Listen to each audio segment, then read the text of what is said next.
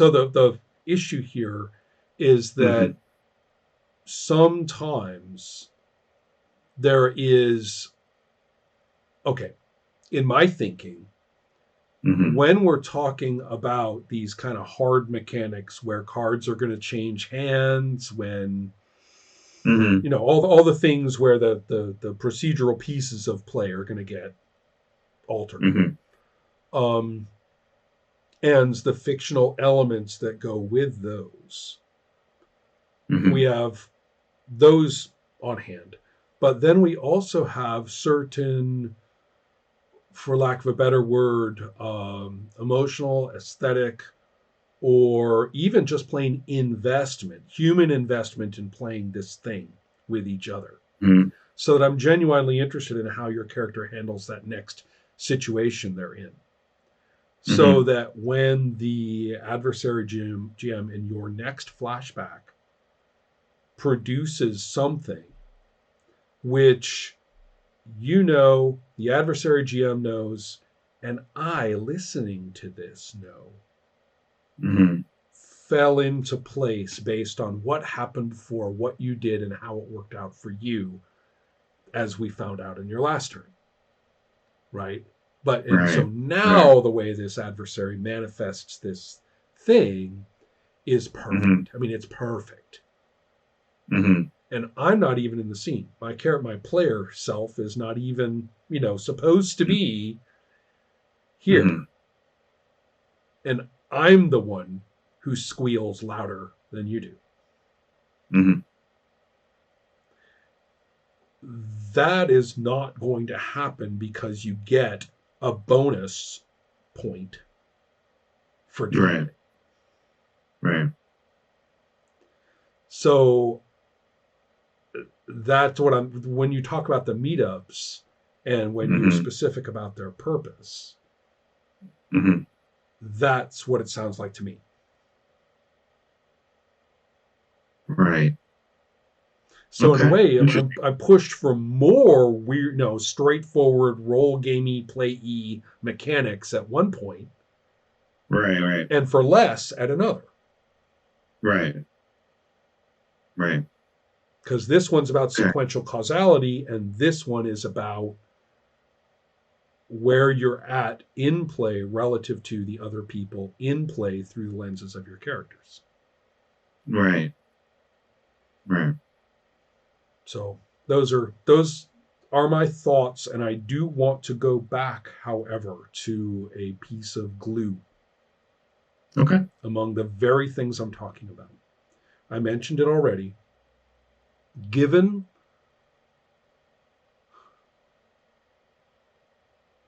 given the outcome after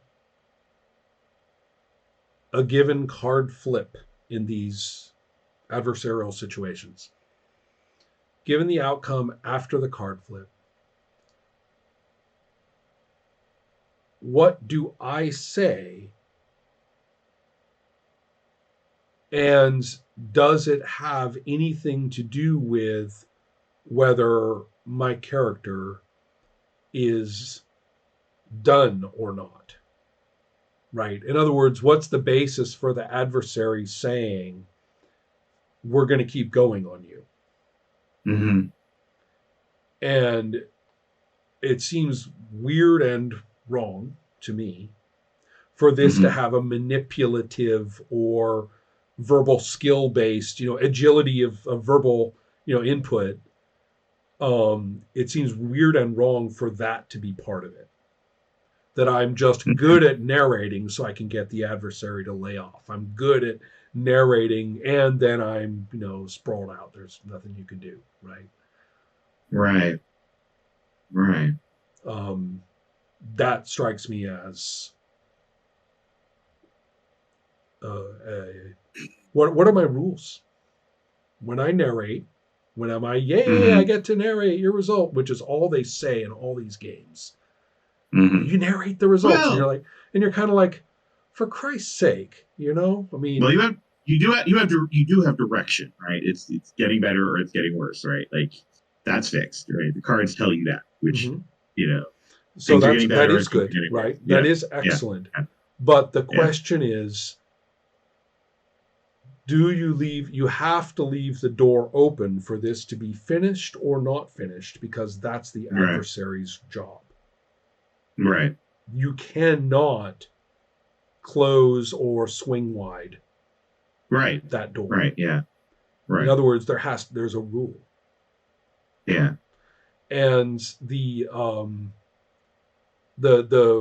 it's not the same content, but let me give you what we ran into with dialects, and it was no surprise to me whatsoever, mm, and fully anticipated, which is that dialect is really good about the authorities over the content of, say, a new word. mm-hmm, It's also very good about, um, yeah, about who gets to say what at all points, except for the fictional content of the opening of play, of the moments of play. It is super vague. Everybody just blithers until we've somehow ended up with a situation in which the use of this word will appear. mm-hmm, And everybody just falls apart. They start mm, workshopping the scene and what will happen in it. mm-hmm, So, sort of pre writing it. mm-hmm, So this is the place where you're going to come in and tell me about that, right? That kind of thing. And all the yeah, other things that I usually criticize about misplay of primetime adventures. But right, the idea is that what basically we kind of ended up putting our foot down as a group through certain people's insistence, and said somebody is going to have to say, I mean, we know who's there. Somebody is going to have to say where we are, with no reference to how that word is going to get used, with no reference to any other context of what's going on, with no reference to anything, how we got there. mm, Just going to have to say where we are. And right, I modeled this when I had our characters. I said, we're sitting in the police wagons. Remember those new police wagons we talked about a couple scenes ago? Yeah, well, you, we are sitting there miserably in the back of the police wagon as it's trundling along. And other people were like, wait, what happened? How did we get there? How are we going to, whoa, and I'm like, never mind all that. Our job is just to have a conversation, and this word is going to crop up in it somehow. We all know that. mm, None of us is none. We all know that those things don't have to be planned. I'm just telling you where we right, are. This is the right, snapshot of us here. yeah, We have to know that. And so before you say a fucking word about the word or about the interactions or what we want or right, any of those things, just say where we are. Someone has to have that job at the right, start of play for every single scene, or we are going to chase our tails for 25 minutes every time. mm-hmm, mm-hmm, And so this is a little bit similar. Yes, I get to narrate, and yes, it tells me that it's getting better or it's getting worse. And we have predicated perhaps that there's a little more in there content wise too now, right?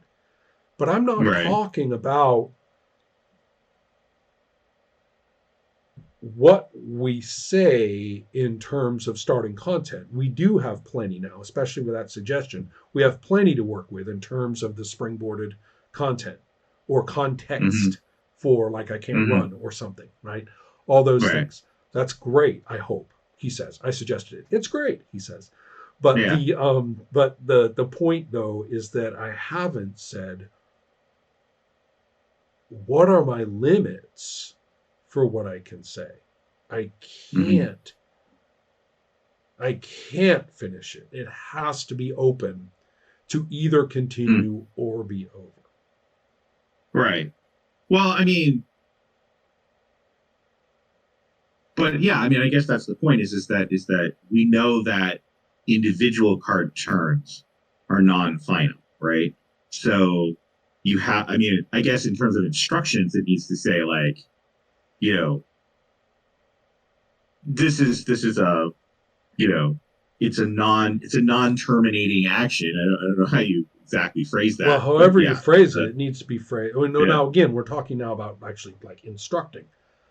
I don't right, want to talk about instructing. We're talking about design. right, The right. fact that we're Well, saying here yeah, between us, yeah, it has to be non-terminating, and that's a fucking rule. It's a thing. right. It That's is a good thing. enough for Yeah. me. We're done. We're done. You want to Oh, talk about okay. how you All right. explain it to a player? Good luck. Yeah. Okay. No, I mean, I thought it was clear that it was supposed to be a non-terminating thing, but apparently not. So yeah, no, Right. it's a non. Yeah, Yeah. because the final outcome is like, okay, again, the adversary sort of blackjack Right. But style the point, stays, but and you know, then we have right. it. Yeah. But you, Yeah. but as I say though, I'm supposed to be Yeah. narrating. Right. I'm the one who's saying fictionally what's happening. Yeah. So the interaction between that and the adversary's decision is non-trivial, unless Right. unless that hammer is part of the procedure, Yeah. not your job, right? To Yeah. work with the To adversary on end. this, right? Right. Yeah. So, and I was using the analogy with dialect to show you that although anyone in their right mind would realize that workshopping like that is counterproductive to play, that doesn't stop Right. people from falling into it. Right. I mean, like really consistently falling into it. Right. Yeah. So anyway, that's the logic that I'm talking about there. So Sure. so are you seeing how that glue that I'm talking about that as a glue issue between the consequences of the card play? I mean, look at it this way. Let's put this together. You've come out of the flashback, Mm-hmm. perhaps successfully. Right. You're hit with the physicality of what's going on in that room, and this time you're fucking hammered. Mm-hmm. You narrate about how this has gone worse for you. Mm-hmm. The adversary, strokes their chin and decides that they want to watch you, wriggle a little bit more, so they pound you with another one. Mm-hmm. And you narrate, however that's going. You flip your card, narrate for however that's gone. And Mm-hmm. so, once released from this and whatever, now we know that you can't run. We know that you are, who knows what. I mean, we know whatever mental, travail, right, is going on. And and at that point, we're done with you, and you're like, I need to talk to Jody. Right. And the person playing Jody is like, yeah. And you're like, Jody, just sit here quietly with me for a couple of minutes, okay? Right. And the player playing Jody says, sure. Sits for a second, says, okay, after a minute, I say this to you, which is not what you wanted, of course, because you wanted just to lie there with your head in Jody's lap, for God's sake. No. Jody has to freaking open their mouth and says a thing to you. And, maybe you just lie there with your eyes like wide open, instead of peaceful, and that's over. Mm-hmm. Right. Right. That isn't going to happen unless those things I talked about happen with those mechanics. Right. Right. Okay. Okay. Yeah. I see what you're saying. Yeah. So anyway, that's where I'm kind of at the moment with this stuff. And I hope, I think I said before that I really wanted to get into play before going too much further, but upon reading the manuscript and thinking about, the card cycling and stuff like that, I was like, too many gears. I don't see the play. I don't see what, I don't see the playing my guy part. Right. So, But again, with any of that kind of concrete interjection into play, that mechanical procedural concreteness, interjected structure into play, Mm-hmm. I've been surprised over the years that 10% of what I thought would be good solid structure is actually really good. Right. So Mm-hmm. I could say, well, I can have these chapters and sub chapters and, side chapters and, Mm-hmm. whatever. I can come up with all this structure. And then I look back and I say, well, wait a minute. For play, all we really needed was, for some moment of some kind when we flip it up and, oh, look, it's the beginning of a new chapter. Like once or twice. And then all of a sudden, all the other Right. structure and all the other of it just emerges through the way everything is being done. Mm-hmm. So, in other words, a little goes a long way for that stuff. Right. Okay. So, All right. cool. Thanks for sticking with this. It's very strange. It is though, but I really want to go back to that business of trying to placate your abusers. Is this really what we're doing here? But I think that is something that we'll wait on and see for a big play experience, right? So, Right. Right. Yeah. Yeah. Yeah. Along those lines, I had a friend had a conversation with somebody from a religious perspective on this, and we both came to the conclusion that it's really important that neither of the GMs ever verbally justify what they're doing oh, I completely agree about that. Right, for right. that This is not, purpose, right? in many ways, you are, I mean, in many ways, this really comes down to something that I myself am dubious about personally, which is the notion of guilt as something you deserve and something that can be expiated. Mhm. Yeah. I'm I'm a little foggy on that. And so, have you ever seen the Irish show Father Ted from the late 90s? I have, yeah, yeah, yeah. I see that, yeah. Well, from one of the greatest episodes in there, there's the part where the priest, the visiting bishop, asks Dougal, but do you have any doubts, Father? Is there anything like on your mind about faith? Anything at all? And Dougal says, well, you know the bit about how there's God up there in heaven and he's down here looking down on us all, right? Yes, yes.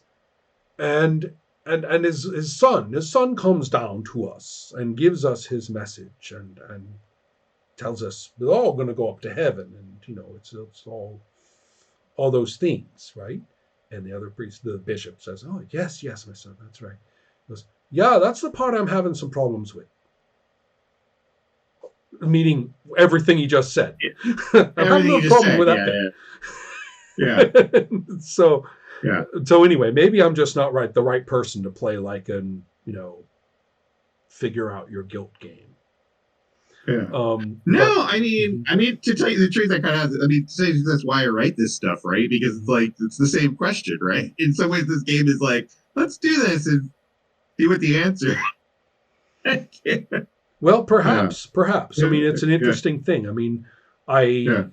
I think therefore what I'm interested in is that moment of beginning player character creation, and I'm going to pass along to you a little chart. I'll talk about it. I've done it before with other people, so I won't take up consulting time Mm, now. But it's a little okay, chart about starting information in role okay, playing, sure, good. Yeah, and I'll pass that along, and we'll maybe go over it verbally in the text. And I want to know what your chart would look like. okay, Right. sure, sure, sure. So we'll Yeah, do that. All right. okay. All right. Thanks a lot, Jesse. Thank you. This Yeah. is very productive. Excellent. Talk to you later. All right, bye.